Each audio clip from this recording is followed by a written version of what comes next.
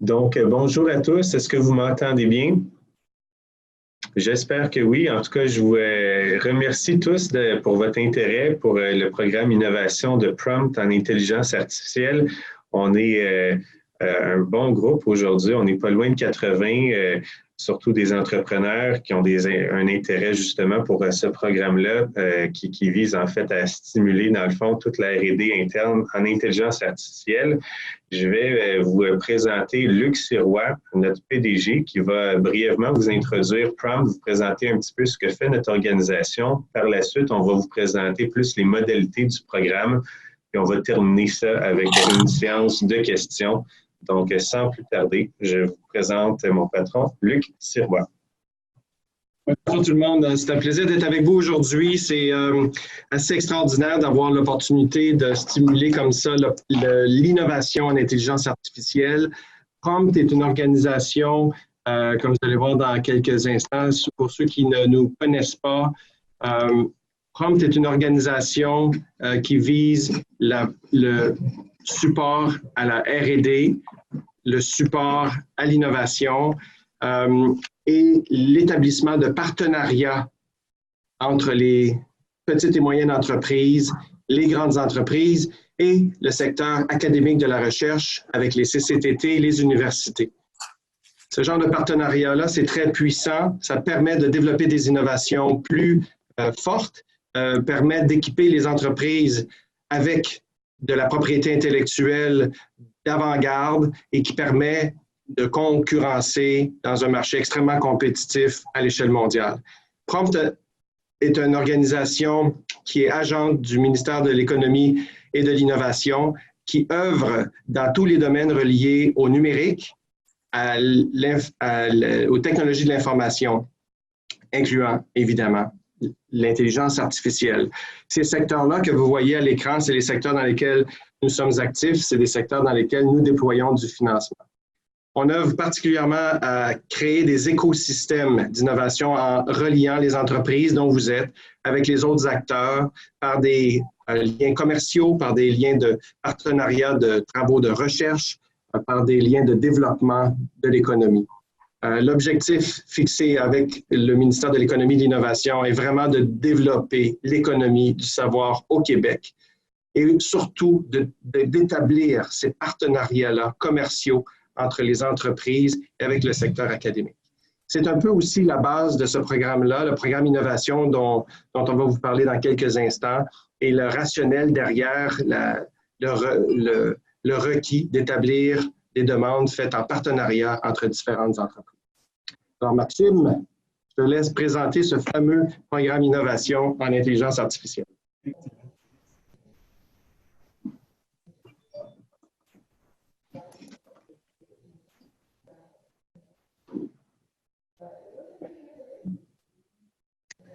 Donc, le programme Innovation, c'est un programme, comme vous savez, qui a été lancé juste avant les fêtes, qui a une durée assez courte dans le temps. Vous allez voir, on a jusqu'à la fin du mois pour déposer les demandes. C'est, dans le fond, un appel à projet qui vise à appuyer les regroupements d'entreprises, en particulier les PME, dans le fond, dans leur projet collaboratif d'innovation en intelligence artificielle. Donc, une des particularités du programme, c'est que, justement, on vise à avoir un assemblage d'au moins 2 entreprises. Les projets soumis devront adresser des problématiques particulières engendrées par l'arrivée de l'intelligence artificielle dans les différents secteurs d'activité. Donc, les objectifs du programme, c'est d'appuyer les entreprises conceptrices et utilisatrices de solutions en intelligence artificielle, et puis accélérer la réalisation des projets d'innovation de produits, de procédés ou de services, contribuer à améliorer la productivité, la compétitivité des PME. Évidemment, il y a tout un volet aussi en faisant de la R&D interne au niveau de l'IA. Vous allez aussi augmenter dans le fond votre appropriation et ça devrait aussi soutenir la formation d'une relève qualifiée. On va voir un petit peu plus tard dans les modalités de programme qu'il y a aussi un volet d'embauche de stagiaires. Pour ceux qui se joignent à nous, peut-être mettez-vous tous en mute et puis Il va y avoir une période de questions par la suite, donc n'hésitez pas à nous interrompre. Et puis, on a aussi un chat via l'application Zoom. Si vous avez des questions, vous pourrez déjà aussi nous envoyer quelques questions. Mais je préférais vous présenter l'ensemble du programme dans un premier temps, puis après ça, on va se réserver là, une période de questions là, assez longue, là, justement pour ça. Donc, c'est bien beau. Ensuite de ça, les paramètres du programme. Donc, il faut que les entreprises soient incorporées au Québec ou au Canada. Dans le fond, qu'il y ait des activités de R&D au Québec. Parce que, veut pas, c'est le gouvernement du ministère de l'Économie et de l'Innovation du Québec. Donc, évidemment, même s'il y a des entreprises étrangères, elles doivent avoir des activités de R&D ici, puis être éligibles au crédit RSD.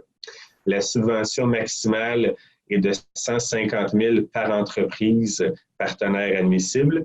Et puis la subvention maximale par projet, c'est 750 000. Donc, on peut avoir un maximum de 5 entreprises par projet. C'est claim-based, donc c'est une subvention où on va financer jusqu'à 50 des dépenses admissibles, en fait. Donc, c'est pas claim-based, désolé, c'est une subvention, c'est 50 des dépenses admissibles. Et puis, la durée maximale est de 3 ans. Après ça, si on revient là-dessus, par contre, aussi, au niveau du taux d'aide maximal, il est possible d'aller chercher un 25 supplémentaire via d'autres programmes. Donc, ça, on va y revenir un peu plus tard, mais le programme d'innovation, le maximum, c'est 50 mais on peut aller chercher un 25 additionnel ailleurs sur d'autres programmes. Dans les paramètres du programme, donc, on doit avoir un minimum de 2 entreprises québécoises, dont au moins une PME. Ensuite de ça, l'admissibilité du projet est conditionnelle à l'embauche de l'équivalent d'un minimum de stagiaires par année. Donc, un stage d'une valeur de 15 000 par année pour la durée du projet. Le projet doit être réalisé avec un ou plusieurs membres du réseau Québec Innove. Probablement que vous ne connaissez pas nécessairement le réseau Québec Innove. C'est un organisme là, qui est mandaté par le gouvernement du Québec pour stimuler l'innovation, qui sert aussi, dans le fond, à vous diriger, vous, entrepreneurs, vers les bonnes ressources en termes de R&D, d'innovation, de financement, de la recherche. Essentiellement, l'ensemble des universités au Québec sont membres du réseau Québec Innove, l'ensemble des centres collégiaux de transfert technologique aussi, la forte majorité des centres de recherche publique. Donc, en fait, il doit y avoir un volet dans votre projet, même si la majeure, c'est pour de la R&D interne. On doit inclure au moins des stagiaires qui seraient encadrés par un membre de Québec Innove.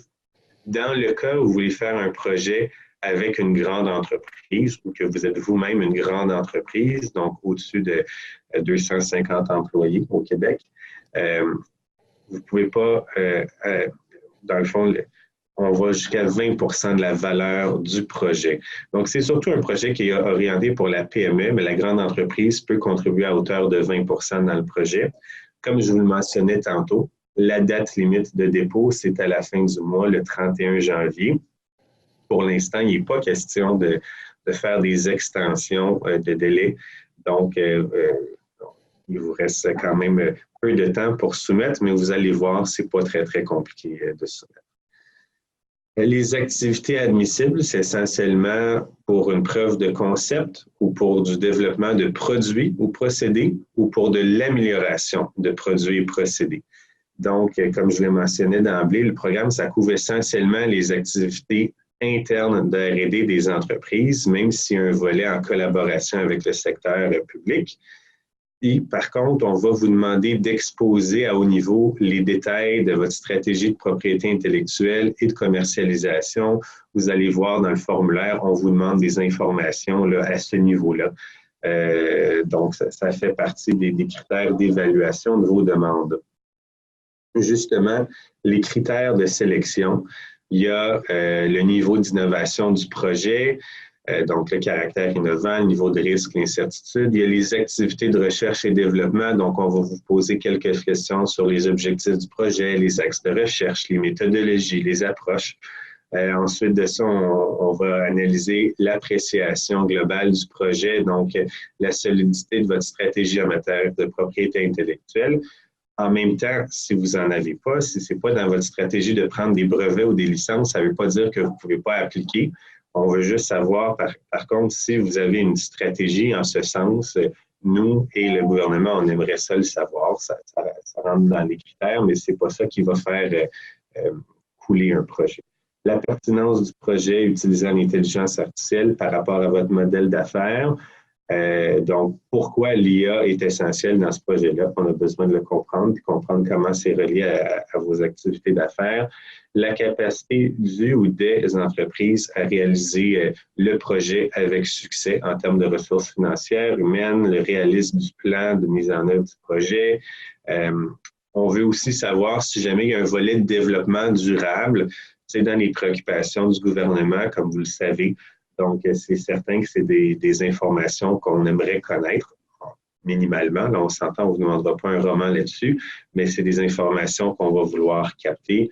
Puis, il peut y avoir une certaine bonification, en effet, s'il y a un volet de développement durable. Tout comme il peut y avoir une certaine bonification pour la protection de l'API, mais ce n'est pas un requis. Ensuite de ça, au niveau de l'expertise, des partenariats, on va regarder justement la qualité des partenaires qui sont impliqués dans le projet, la qualité de l'expertise en IA, votre structure de financement, la qualité de l'offre de service du consultant privé ou du membre de Québec Innove qui va être impliqué dans le projet. Est-ce qu'il y a une adéquation entre l'expertise et la mission des membres de Québec Innove et puis des entreprises impliquées au projet? Donc, est-ce que tout ça se tient essentiellement? Et puis, le cœur de l'analyse des critères de sélection, ça va être surtout au niveau des retombées anticipées. Donc, tu sais, le marché potentiel du produit ou du procédé qui sera développé, l'impact pour l'entreprise, pour votre secteur d'activité. Évidemment, très fort, c'est le potentiel de retombées socio-économiques pour le Québec. Donc, et les retombées directes pour l'entreprise ou les entreprises impliquées dans le projet. Les impacts pour l'adoption de l'IA dans le secteur d'activité. Ici, ça va contribuer aussi au développement d'une grappe en IA. En même temps, on s'entend, c'est un projet privé d'entreprise, de quelques entreprises impliquées. Donc, vous ne pouvez pas dire oui, mon projet va contribuer directement à la création d'une grappe. Si vous êtes capable de dire, bien, ça va servir le propos, tant mieux, là, mais ce n'est pas le but de la demande. Donc, rapidement, c'était les points principaux. Pour ça, on pourrait aussi, si vous voulez, vous présenter un petit peu notre formulaire, où ça va vous donner un aperçu justement de ce que ça représente en termes de travail pour appliquer au programme. Puis après ça, on va aller directement à la période de questions. Donc, je vais valider si vous le voyez. Je crois que vous le voyez. C'est parfait. Donc, rapidement, on va juste dérouler ça.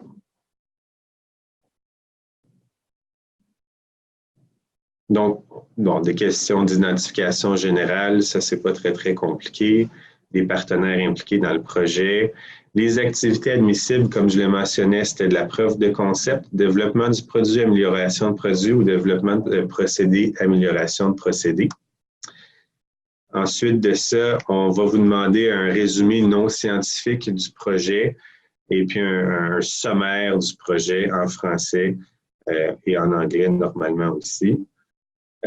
On va vous demander quelques questions. Ça va être des cases à cocher. Là, vous avez la version Word, mais ça va être transféré en PDF interactif. Là. Donc, les domaines méthodologiques, les secteurs d'application, comme vous voyez là, c'est pas très, très compliqué.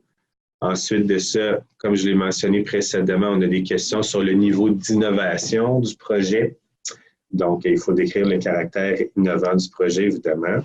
Et puis, le niveau de risque et d'incertitude relié au projet, évidemment, c'est surtout, comme je l'ai mentionné, un projet qui vise à financer vos activités de R&D interne, mais aussi en collaboration avec le secteur public. Mais la majeure, c'est pour vos activités internes de R&D. Donc, on va aussi vouloir comprendre où est le risque, où est l'innovation, où est l'incertitude reliée au projet. Ensuite de ça, activités de recherche et développement supportées par Prompt. Donc, ça va être quoi les objectifs des activités de recherche? Ensuite, pour chaque expertise, entreprise partenaire, ainsi que pour chaque membre Québec Innove, on va avoir des infos sur les axes, les activités, les livrables, les ressources. Donc, c'est à titre indicatif. Partout quand on dit 2 pages maximum, vous pouvez faire une demi-page, c'est correct, mais on limite la longueur, mais prenez pas ça comme un requis. Donc, mais c'est à titre indicatif. C'est sûr que dans une section, on vous dit 2 pages maximum versus une section, on dit une demi-page. Vous pouvez quand même en déduire que c'est des questions qui auront peut-être un plus grand poids dans la pondération de l'analyse. Donc, quand même essayer d'être un peu plus articulé sur ces questions-là. Donc, les approches, les méthodologies un petit peu. Ensuite de ça, l'appréciation du projet. Donc, votre approche de propriété intellectuelle, votre stratégie en matière de propriété intellectuelle pour conserver un avantage concurrentiel. On parle d'une demi-page. Et ensuite de ça, la pertinence du projet qui utilise l'intelligence artificielle, la pertinence dans le modèle d'affaires. Donc, ça aussi, comme je l'ai mentionné, on va vouloir, c'est une demi-page maximum, c'est pas très long. La capacité de l'entreprise à réaliser le projet avec succès en termes de ressources financières et humaines. Donc, ça aussi, c'est une demi-page maximum. Le réalisme du plan global. Ensuite de ça, l'API, on l'avait déjà. Les éléments de développement durable pris en compte dans le projet, si applicable, on va vouloir le savoir. Un petit peu aussi évaluer la qualité de l'expertise dans le consortium d'entreprises qui vont faire le projet. Donc, expertise en IA, synergie, complémentarité entre les entreprises, complémentarité entre les entreprises et le membre de Québec Innove. Donc, une demi-page maximum. Les principales activités sous forme d'un diagramme de Gantt. Donc, c'est un planning de projet, ce qui est de plus classique. Et puis, les retombées anticipées. Donc, c'est le genre de questions qu'on va avoir. L'impact de l'IA sur le secteur d'activité. Ensuite de ça, est-ce que ça, on l'avait le développement durable. Et ensuite, on passe à des aspects financiers puis de dépenses admissibles. Donc, là, si on regarde, on a les honoraires de professionnels, les coûts directs de main-d'œuvre, des frais de déplacement, etc. C'est assez straightforward, comme on dit en chinois. C'est bien détaillé. Il va y avoir aussi ma collègue Sourour Bencheikh qui va pouvoir vous accompagner dans le montage du projet, ainsi que d'autres personnes dans l'équipe de Prompt pour tout ce qui est la validation des dépenses admissibles. Donc, c'est des tableaux financiers assez sommaires, assez simples à remplir. Et puis, on a les totals cumulés après ça par entreprise. Donc, ce n'est pas très, très compliqué. Comme je le disais tantôt aussi, il peut y avoir du financement complémentaire à hauteur de 25 %. Et puis, donc, c'est essentiellement ça. Puis bon, quelques explications financières supplémentaires aux besoins, c'est tout. Il faut justifier les dépenses et les coûts du projet. Donc, ça représente ça. Au maximum, des renseignements sur les participants. Donc, c'est un formulaire d'une 30aine de pages si vous vous prévalez du maximum pour chaque question. Mais sinon, ça va être moins long que ça, garanti. Sourour, est-ce que toi, tu as des compléments d'informations à faire? Sinon, on va passer directement à la période de questions. Oui, on pourrait la présenter, Sourour. Oui.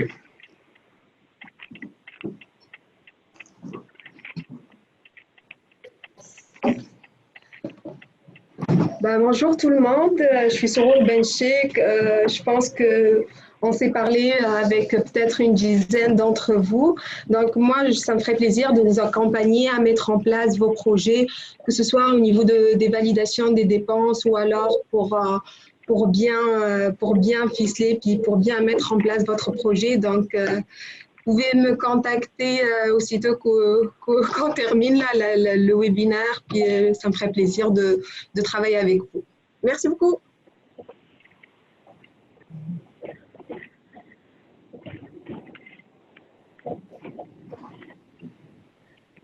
Donc, merci Souro.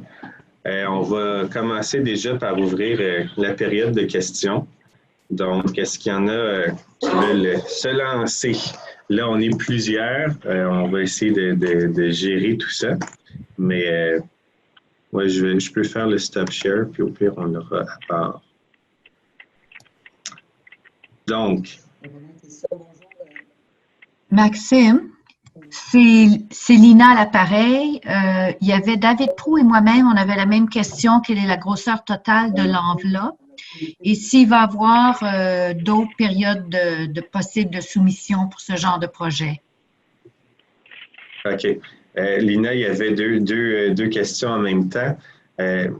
Juste rapidement répondre à Lina, puis après, je vais y aller sur la question 2. Donc, Lina, ta question, c'était la taille de l'enveloppe pour cet appel à projet-là, c'est bien ça? Oui, c'était ça. C'était ça ma question, oui. Exactement. Donc, chaque... Je pense qu'on peut préciser le ministère propose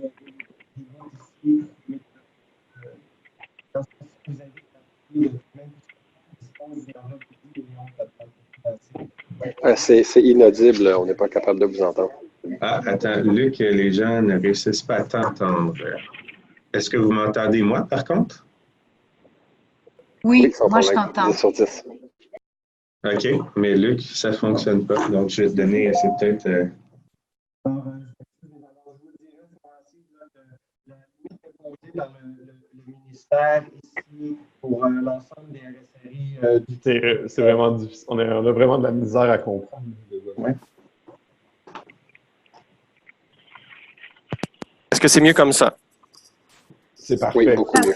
Oui, bon, alors, excusez-nous. Alors, la limite de ce programme-là pour l'ensemble des RSRI représente 5 millions de dollars.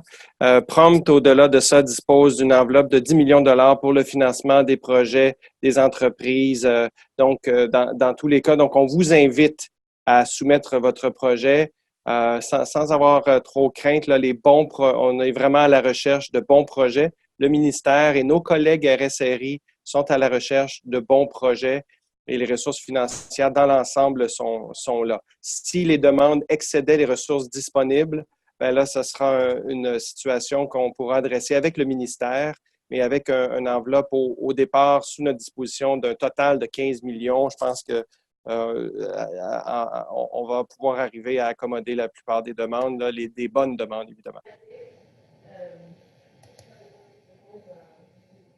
Alors, Maxime, il y avait la question. Qu'est-ce que c'est la qualité du partenaire et qu'est-ce que c'est la qualité de l'expertise? Donc, la qualité du partenaire, en fait, ce qu'on veut savoir, c'est est-ce que les entreprises impliquées dans le projet ont quand même une certaine expertise en intelligence artificielle, puis quand ils vont collaborer avec un membre de Québec Innove, est-ce qu'il y a un fit, autrement dit? Est-ce que le stagiaire, le chercheur public qui pourrait coordonner le stagiaire, est-ce qu'il y a un fit d'expertise avec les expertises déjà présentes au sein des entreprises?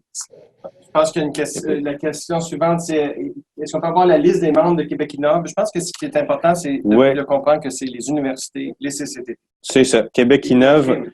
Oui, c'est ça. Donc, c'est les universités, les centres collégiaux de transfert technologique, les centres de recherche publique comme le CRIM, comme l'INO. Si vous voulez, je peux vous partager aussi l'URL de Québec Innove. Je vais vous trouver ça à l'instant. On pourra vous le donner. Sur le chat, on va vous le donner dans quelques instants. La question suivante... C'est québecinnove.com. Donc, vous lirez, puis là, vous allez voir qui sont les membres. Est-ce qu'un OBNL, un organisme sans but lucratif, peut être considéré comme une entreprise partenaire? Un OBNL ne peut pas être considéré comme une entreprise partenaire. Il faut vraiment que ce soit des entreprises à but lucratif privées. Donc, c'est le cas. Est-ce qu'il y a des secteurs prioritaires, comme par exemple la santé, l'éducation, la défense, la formation, etc.? Non, il n'y a pas de secteur prioritaire. C'est multi-industrie. Dans le fond, ce qu'on veut, c'est qu'il y ait une dimension d'intelligence artificielle, mais ce n'est pas ciblé dans une industrie. Par contre, le secteur de nos collègues. Exactement, c'est ça que j'allais dire. Donc, par contre, comme vous le savez peut-être, il y a 9 consortiums, un peu comme Prompt au Québec. Chacun a sa spécificité.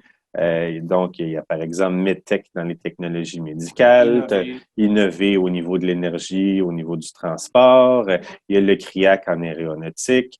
Donc, il y en a plusieurs comme ça qui ont chacun leur champ de compétences, Prima au niveau des matériaux avancés. Prompt, nous, évidemment, on est au niveau du numérique, donc on est multi-industrie, peut-être plus transversal. Mais si vous nous soumettez une demande, on se rend compte que ça serait plus un autre consortium qui devrait la prendre, on va référer évidemment au bon consortium. On n'est pas là pour prendre les demandes de tout le monde de façon non discriminée. Puis on travaille déjà les 9 consortiums en complémentarité.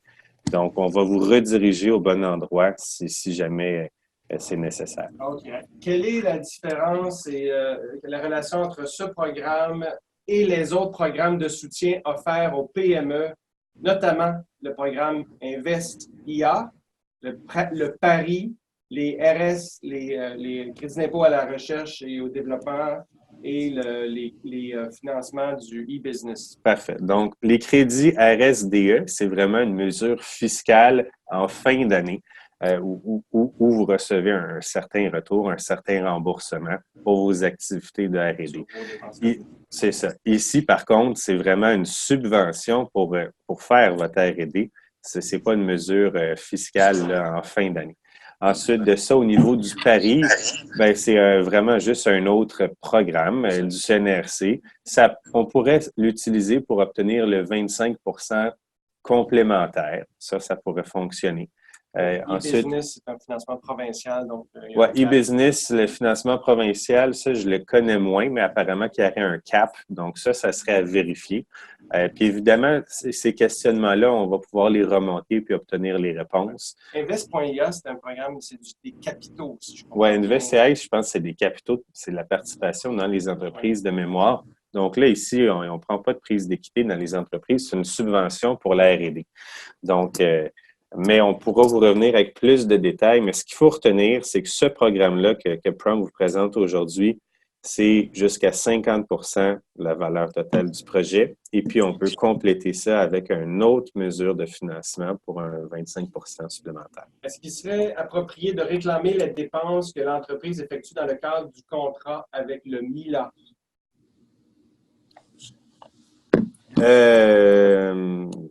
Faudra vérifier. Ça, on va le noter parce que ça dépend justement s'il y a déjà un volet de financement public dans votre contrat avec le MILA. Donc là, au lieu de parler d'un point de vue spécifique, la personne qui a posé la question, je vous inviterai à envoyer plus de détails là-dessus à ma collègue Sourour et puis on va vous revenir avec une réponse claire.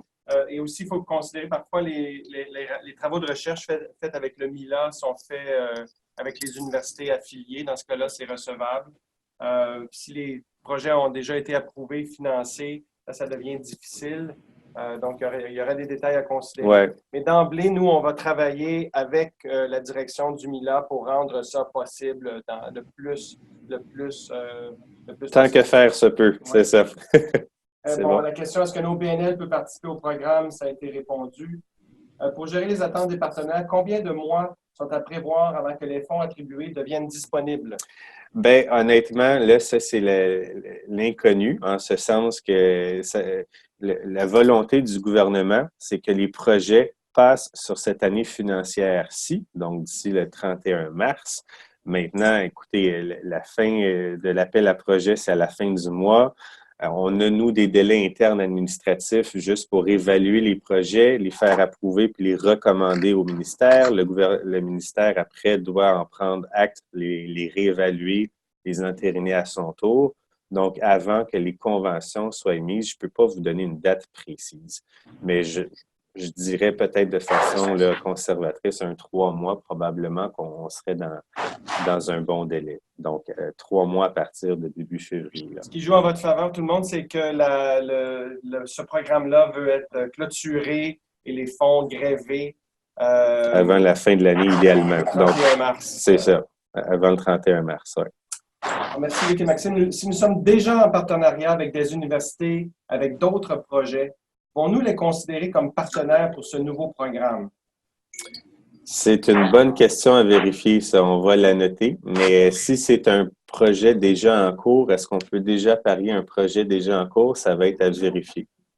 Oui, donc comme partenaire, ça pourrait être considéré comme partenaire. Ah, il pourrait être considéré comme partenaire, mais si le projet que vous avez déjà fait avec l'université est déjà financé, puis qui est déjà démarré, il ne peut pas être financé 2 fois. Donc, c'est ça qu'on va valider. Là. Mais normalement, il faudrait que ça soit pour un nouveau projet. Oui, ou une extension, un ajout, des nouveaux éléments Ouais. Qui pourraient être faits avec la même équipe. Ben, c'est ça. Le stagiaire ou le chercheur pourrait fournir le stagiaire, puis ça serait une extension au projet qui serait faite en R&D interne chez vous. Ça, probablement. Mais on va vous le confirmer, mais la logique voudrait que oui. Pour l'application, on parle d'un regroupement minimum de 2 entreprises. Alors, si on sait qu'on est capable d'aller chercher d'autres partenaires de commercialisation, mais qui ne sont pas nécessairement signés au 31 janvier, est-ce qu'on peut les inclure également? Oui.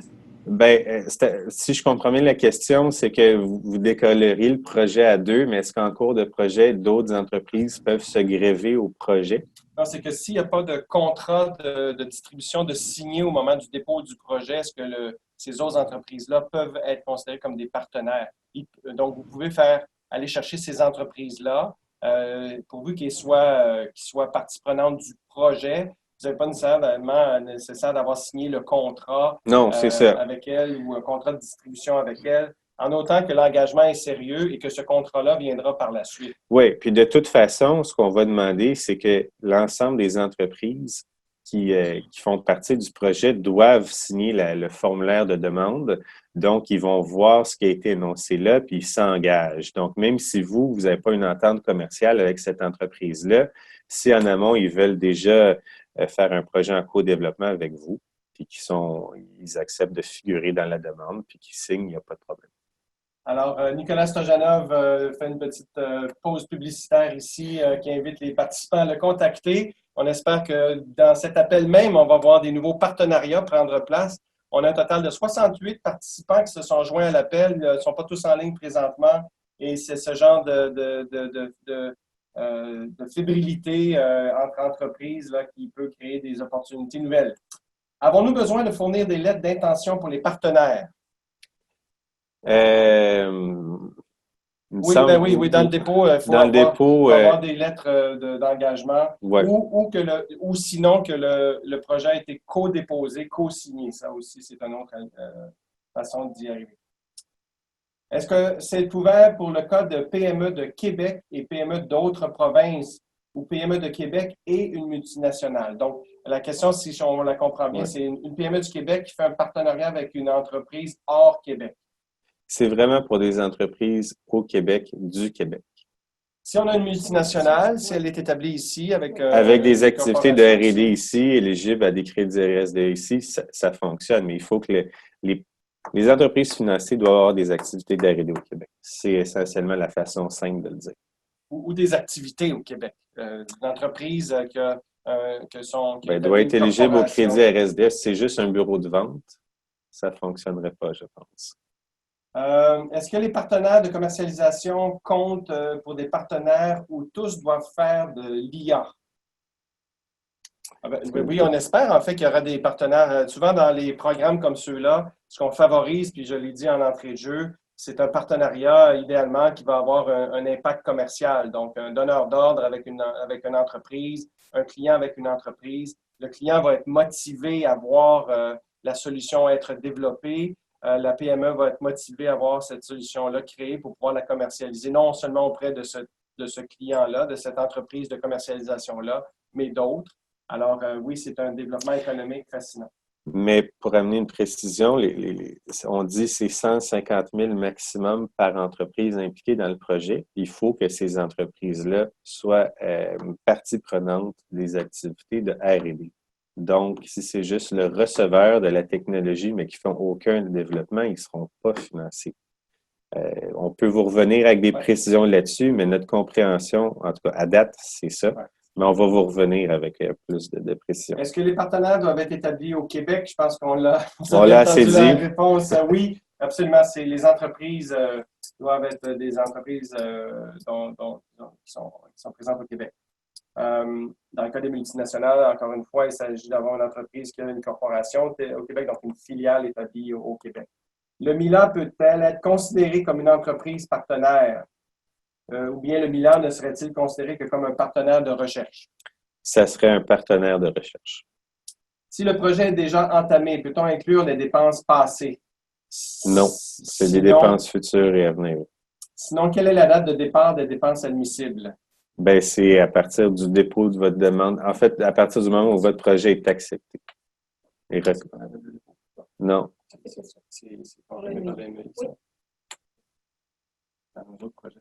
Non, c'est ça. Alors voilà, est-ce qu'il y a d'autres questions sur la ligne de vive voix ou on vous invite à aller rédiger sur le chat également?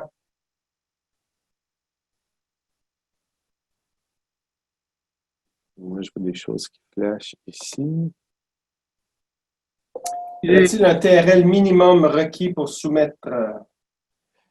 Je vais revenir avec la question précédente d'Alexis. Au niveau des TRL, c'est sûr que c'est plus, il faut qu'il y ait un aspect d'innovation. La majeure dans l'esprit de ce programme-là, c'est la R&D interne d'entreprise. Donc, c'est pas nécessairement fait pour la commercialisation. Donc, je vous dirais, c'est pas ancré de façon spécifique, mais c'est surtout pour les TRL 1 à 6, ça peut peut-être déborder à 7, tu sais, mais c'est certainement pas du TRL 9 où le produit est fini, développé, puis où il n'y a plus d'innovation dans le produit. Il faut qu'il y ait quand même un aspect d'innovation. Ensuite, on demande si le PME engage une société de consulting pour travailler sur le projet. Oui, ça va fonctionner. C'est un peu comme le membre de Québec Innove. Donc, on va évaluer d'ailleurs dans les critères la qualité de l'offre de service du consultant et ou du membre de Québec Innove qui va pouvoir conseiller ou appuyer l'entreprise demanderesse dans ses travaux d'intelligence artificielle. Est-ce qu'un partenaire qui fournit une vitrine technologique commerciale peut figurer comme partenaire admissible? Est-ce qu'il fournit une vitrine technologique? En théorie, oui, mais comme je le disais tantôt, puis ça va être à reconfirmer, mais les entreprises admissibles doivent contribuer au développement technologique. Donc, s'ils font juste fournir une vitrine, mais qui ne sont pas partie prenante aux travaux de R&D ou dans le développement technologique, ça sera validé. Jean-Christophe Dubé nous demande pour clarifier le point suivant, encore une fois, quand on parle d'un projet réalisé avec un ou plusieurs membres du réseau Québec Innove pour le 20% du budget, incluant les stagiaires, est-ce qu'on parle est-ce par une entreprise ou pour le projet total? Bon, là, il y a comme deux questions ici. Okay. Premièrement, les membres de Québec Innove, c'est les OBNL québécois en université, centres collégiaux de transfert technologique, les CCTT, ou centres de recherche comme le CRIM, qui sont les organisations qui font les travaux de recherche. D'autres membres de aussi des OBNL. Désolé, on n'entend vraiment pas bien. Être partie prenante dans ce cas-ci. Pour le 20% du budget, incluant les stagiaires, donc stagiaires universitaires, étudiants universitaires. Il faut que ça fasse face. Alors, est-ce que vous m'entendez présentement? Oui, bon, alors, pour ce qui est des stagiaires, c'est des stagiaires universitaires. Donc, le 20%, c'est le 20% du budget total du projet. Alors, imaginez que vous êtes deux entreprises qui chacun, donc au total, le projet va être un projet de, disons, au maximum de 600 000 $. La subvention qui va être acheminée par Prompt, mais qui provient du ministère de l'Économie et de l'Innovation, va totaliser 300 000 $. Sur le 600 000 $, il y a 20% qui devra être des dépenses faites avec une université, centre collégial de transfert technologique ou un centre de recherche public, incluant leurs étudiants. Est-ce qu'il y en a qui ont d'autres questions?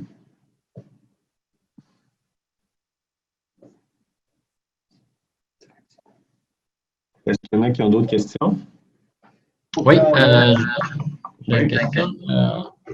Est-ce que cette fonds-là peut être utilisé pour ouvrir une compagnie? Parce que j'ai des idées d'innovation en AI, mais je suis comme en train de penser à ouvrir une entreprise, mais je n'ai pas encore une entreprise. Est-ce que c'est toujours valide d'appliquer pour ça? Mais ce n'est pas du capital de démarrage d'entreprise. C'est vraiment pour financer des activités de R&D, surtout de R&D interne d'entreprise, même s'il y a un volet de collaboration avec le secteur public. Donc, c'est pas du capital, c'est pas du seed, c'est pas du capital de démarrage, c'est pas pour rouler les opérations d'une entreprise. Donc, et dans la demande, vous avez vu, on a certaines questions où on regarde un petit peu la structure financière ou le montage financier du projet. On va aussi poser quelques questionnements là-dessus sur la santé financière de votre entreprise. Donc, si c'est vraiment là, une start-up très, très, très early stage, ça devrait normalement pas fonctionner. On peut y aller au cas par cas, mais les startups sont les bienvenus, mais il faut au moins avoir déjà un certain run rate. Quel est le pointage pour chaque critère et la note de passage? Alors ça, bien, ça, écoutez, on ne va pas vous fournir la grille d'évaluation, on la fournit aux évaluateurs. Ce qu'on peut vous fournir, vous le voyez, là, dans le fond, là, les questions qu'il y a dans le formulaire de demande sont directement corrélées avec la grille d'évaluation. Puis comme je le mentionnais tantôt, par exemple, les retombées socio-économiques, s'il y a 2 pages, vous pouvez vous douter qu'il y aura peut-être plus de pointage qu'une question où on a dit juste une demi-page qui est peut-être moins essentielle. Au niveau du ministère, de ce qu'on en comprend, c'est surtout au niveau des retombées socio-économiques où le projet va devoir obtenir une bonne note. C'est dans les principaux critères du gouvernement. C'est quand même le ministère de l'Économie et de l'Innovation. Donc, il faut démontrer que le projet va avoir un impact sur vos ventes, votre chiffre d'affaires, va vous permettre de vous approprier l'IA pour vous rendre plus compétitif puis vous démarquer dans votre industrie ou pérenniser votre avantage. Donc, c'est le genre de retombées qu'on veut voir, puis pour le positionnement du Québec aussi. Mais évidemment, il faut qu'il y ait quand même un aspect d'innovation. Il faut démontrer que c'est bien un projet d'intelligence artificielle et puis qu'il y a un degré d'innovation. Donc, c'est pour ça qu'on vous pose aussi certaines questions sur les approches, les méthodologies, les axes de recherche. C'est probablement les 2 pôles à considérer le plus dans votre demande. Nous responsables de sélectionner un membre de Québec Innove avant la soumission? Bien, en fait, oui, idéalement, il faut déjà avoir en ligne avec qui vous aimeriez collaborer. Nous, Prompt, on est bien positionnés pour vous aider à sélectionner un membre de Québec Innove, mais je pense que les meilleurs aussi, c'est Québec Innove. Ouais. Donc, non, mais c'est notre, évidemment, c'est le rôle de Prompt de pouvoir, si vous avez de la difficulté de ce côté-là, vous présenter les bons chercheurs, les bons professeurs qui pourront avoir les bons étudiants pour vous. Si vous avez des difficultés de ce côté-là, faites appel à nous et on a les réseaux, les outils pour vous aiguiller vers plusieurs de ces personnes-là qui pourront vous aider. Évidemment, soyons réalistes, là, vous l'avez certainement, vous tous constaté, les chercheurs en intelligence artificielle au Québec sont très en demande. Donc, ce n'est pas une tâche nécessairement facile. Donc, de commencer à froid, ça peut être un défi. À ce moment-là, ce que je vous invite à considérer également, c'est de travailler peut-être avec un centre collégial de transfert technologique ou un centre de recherche publique comme le CRIM. Et puis d'autres acteurs dans la recherche, dans des instituts également, des instituts universitaires, mais on va essayer de vous aider de ce côté-là. Ça fait partie de la mission de Prompt qui est d'assurer le maillage entre l'industrie et le secteur académique, s'assurer qu'il y ait des bons fits en termes d'expertise et de complémentarité de développement. Alors, Josette nous demande, à part, à l'exception du pari qui a déjà été mentionné, quelles autres subventions sont admissibles pour aller chercher justement cet autre élément de 25% du budget? Et, essentiellement, on avait dit le pari, CRSNG, ça peut être, il y a différents programmes au CRSNG, probablement peut-être un Engage à ce moment-là. MITAX, qu'est-ce qu'on avait dit avec le gouvernement? C'était plus compliqué parce qu'il faut voir d'où provient la source des fonds. On ne rentrera pas là-dedans, mais MITAX, ça serait au cas par cas. Mais je vous dirais, considérer le pas d'emblée, c'est un peu plus complexe. Les sources municipales, c'est vrai, ça peut être ça, effectivement. Ça peut être des programmes de d'autres ministères, comme le ministère de l'Économie et de l'Innovation aussi. Donc, c'est assez large. Ce sont les questions jusqu'à présent sur le fil de discussion. Très actif. Oui. Est-ce qu'il y en a d'autres verbalement? Sinon, ou sur le fil, si vous voulez continuer. Nous, on est avec vous pour les prochains 20 minutes encore, là, sans problème. Maxime, par rapport aux autres fonds, votre source de financement, est-ce qu'il y a une liste qui résume un peu les autres sources de financement qu'on peut inclure dans le montage? On ne les a pas compilés. Effectivement, là, ça semble être intéressant. On va peut-être faire l'exercice. Je vais aller voir mes autres collègues RSRI aussi, puis peut-être parler aux gens du ministère pour probablement sur notre site web vous donner comme un coffre à outils de subventions disponibles, mais on n'est pas spécialiste, nous, Prompt, de toutes les subventions, de tous les programmes dans tous les ministères, tant au fédéral qu'au provincial. Donc, vraiment, ce qu'on vous présente aujourd'hui, c'est le programme provincial. Comme étant bon joueur, on connaît nos amis du CRSNG, on connaît nos amis du CNRC, puis nos amis de MITAX, mais on n'est pas nécessairement un spécialiste de leur programme. On va essayer de vous revenir là-dessus, mais Darine, je ne peux pas m'engager à avoir la liste exhaustive là, de tout ça, mais on va essayer de vous remonter les infos. Juste, surtout par rapport aux subventions de recherche, par exemple, est-ce que l'FQRNT il sera admissible ou non, ou est-ce qu'il faut aller vraiment chercher des subventions de R&D au niveau fédéral? Parce que là, je vois que c'est plus clair dans les autres, là, quand on dit qu'il y a des sources provinciales qui peuvent être jumelées avec des fédérales. Il faut que ce soit autre que MEI, dans le fond. Ouais. Donc, autre que MEI pour le 25 complémentaire. Okay. Puis ça n'a pas d'impact si c'est fédéral ou provincial. Je pense que c'est l'essentiel, c'est autre que MEI. Mais on va valider ça. Puis si tu veux envoyer un petit courriel là-dessus à Soro et moi, on va refaire circuler cette question-là au ministère. OK, super. Merci. Merci. Est-ce qu'il y en a d'autres qui ont des questions? Avez-vous c'est Alexis Smirnov, Dialogue, avez-vous des suggestions sur le format de consortium entre les PME pour aller chercher ce financement? La raison pourquoi je pose la question, parce que ça peut varier les attentes entre les entreprises, évidemment. On parle de propriété intellectuelle, etc. Ça peut être difficile.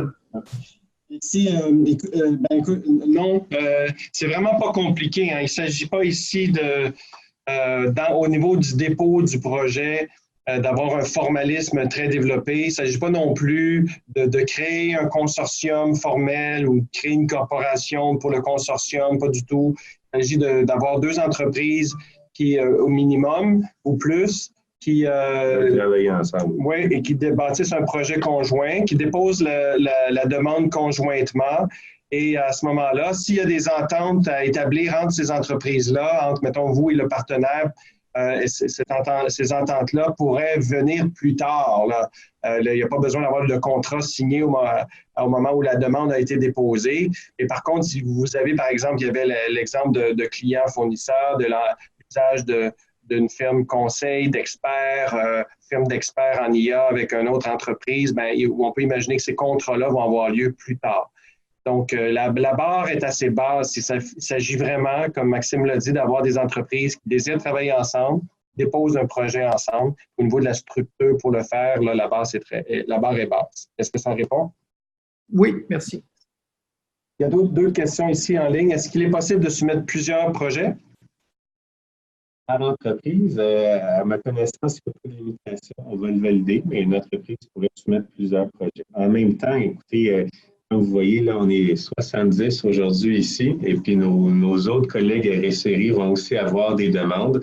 Probablement que si la demande excède la capacité de financement disponible, on va être peut-être un peu plus sélectif. Donc, les chances qu'une entreprise obtienne 2 projets, je vous le dis, sont moindres. Donc, pour l'essentiel, c'est que le plus grand nombre d'entreprises puissent profiter du programme. Donc, mais vous pouvez toujours vous essayer.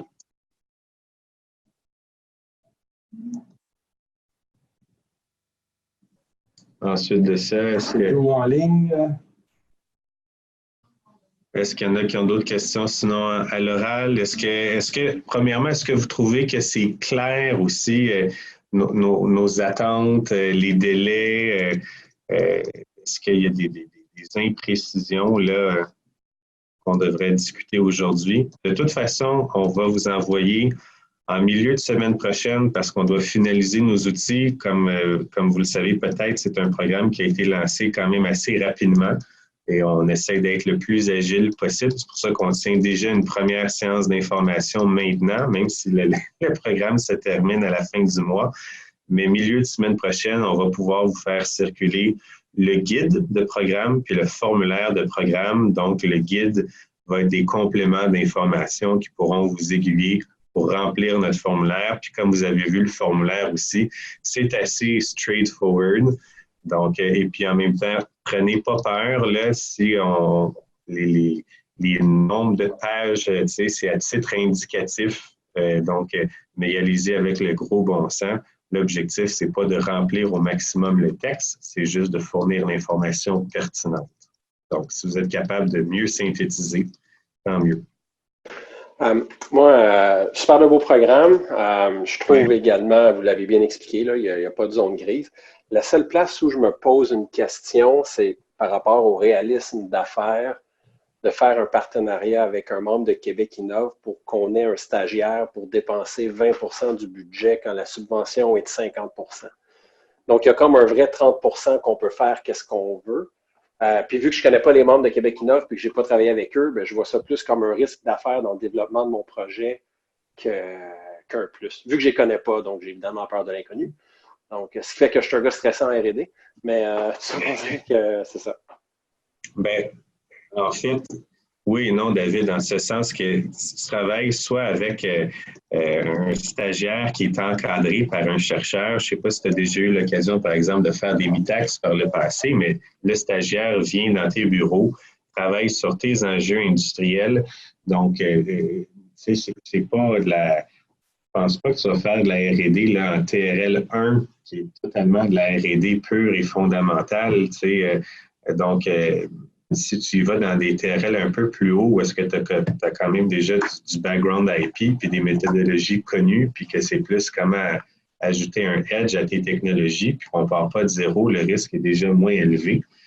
Ça ne sera pas non plus des immenses projets de R&D, je pense bien. Là, tu sais, si on dit un stagiaire à hauteur de 15 000 par année, ça peut... c'est pas la fin du monde. Si on dit c'est effectivement 20% du total du projet, mais normalement, il y a une façon de bien framer ça. Après ça, sans tomber dans les généralités, mais tu peux travailler avec l'université. Tu peux aussi travailler avec les centres collégiaux de transfert technologique. C'est pas exactement la même nature de prestation de services. Peut-être que les CCTT travaillent dans des terrains un petit peu plus hauts. Donc, dépendamment de ce que tu cherches, ça peut peut-être être une piste aussi pour savoir vers où te retourner. Je ne sais pas si tu as déjà eu l'occasion de travailler avec le crime aussi, par exemple, mais le crime est très, très proche de la réalité industrielle. Donc, oui, le crime sont super. Donc, ce que je comprends, c'est que le 20% qui va faire 20 quelques mille dollars, là, en fait, c'est 150, fait que c'est 30. Donc, il y en a 15 qui vont au stagiaire puis 15 qui vont au crime. Ça peut aller jusque-là dans le breakdown. Il faudrait que je regarde dans le formulaire. Laissez-moi regarder dans le... Maxime regarde les commentaires sur à quel point c'est malheureux, les délais très courts. En effet, sachez par contre que tout le monde est exactement dans la même situation. C'est pas comme si certains ont appris ça à la dernière minute et que d'autres le savent depuis longtemps. Là, tout le monde, c'est un appel à projet qui est très court, donc qui est très court pour tout le monde.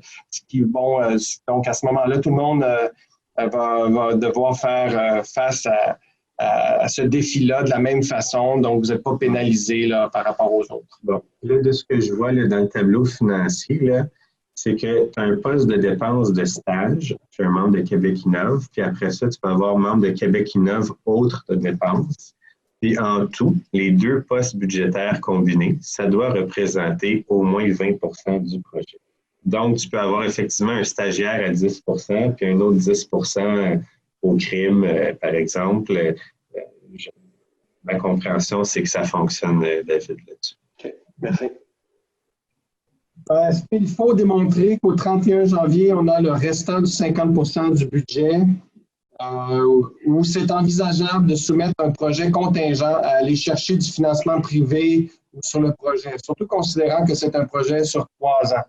Alors évidemment, là, nous, au moment du dépôt du projet, il n'y a pas de vérificateurs qui vont voir la disponibilité des fonds de votre côté sur les montants que vous vous engagez à dépenser. Évidemment, l'étude du dossier va considérer la viabilité de l'entreprise et la capacité de l'entreprise à mener à bien le projet. Donc là, à ce moment-là, il y aura peut-être un enjeu de votre côté. Ceci dit, les dépenses, les subventions sont fournies sur justification des dépenses. Donc, au fur et à mesure que le projet aura lieu, vous aurez déboursé les fonds et nous, sous présentation de pièces justificatives à des moments clés, ces dépenses-là seront remboursées.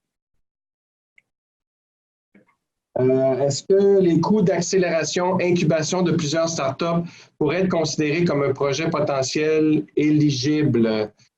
En fait, comme je dis, c'est surtout pour la R&D interne d'entreprise.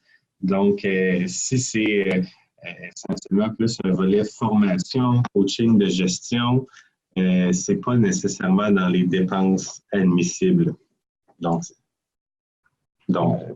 ces gens-là, Jacques Nacouzi, on vous demande contactez-nous, on pourra réfléchir de façon créative là, sur ce que vous avez en tête. Peut-être qu'il y a d'autres programmes qui pourraient mieux s'appliquer à vous, là, entre autres au MEI, le programme Startup, ou il y a peut-être d'autres choses à faire.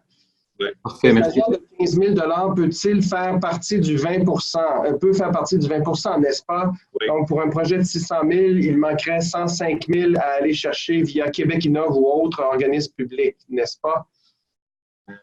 Les organismes de Québec Innove, ce n'est pas des organismes subventionnaires. Donc, le stagiaire, 15 000 par année, ça, c'est le minimum, mais ça doit aussi correspondre, là, dans le fond, le membre de Québec Innove doit avoir au moins 20 du budget total, comme je l'ai mentionné plutôt à David. Donc, sur votre modélisation de 600 000, il faudrait 20 de 600 000, donc ça va être 120 000. Donc, il devrait avoir au moins... puis là, c'est 15 000, mais par année, on s'entend. Donc, ça aussi, là, c'est à considérer. Je ne sais pas si ça répond à vos questions.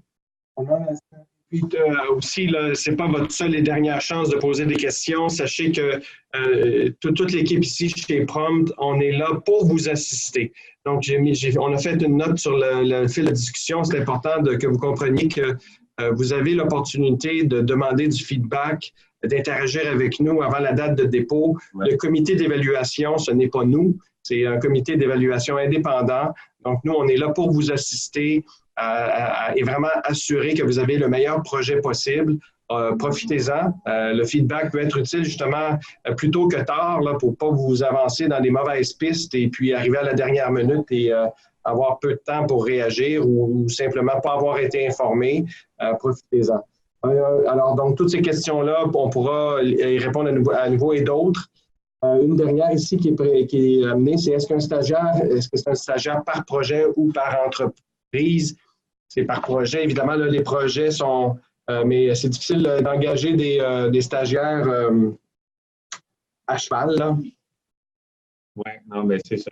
C'est quand même une question qu'on va confirmer avec le MEI, par projet ou par entreprise, mais la logique, c'est que c'est par projet, 20, puis qu'il y a quand même le montant minimal. Quelles sont les périodes de versement de suite au dépôt? Ça va à vous préciser. Lilia? Oui, ça va être à vous préciser. On n'a pas l'information pour l'instant.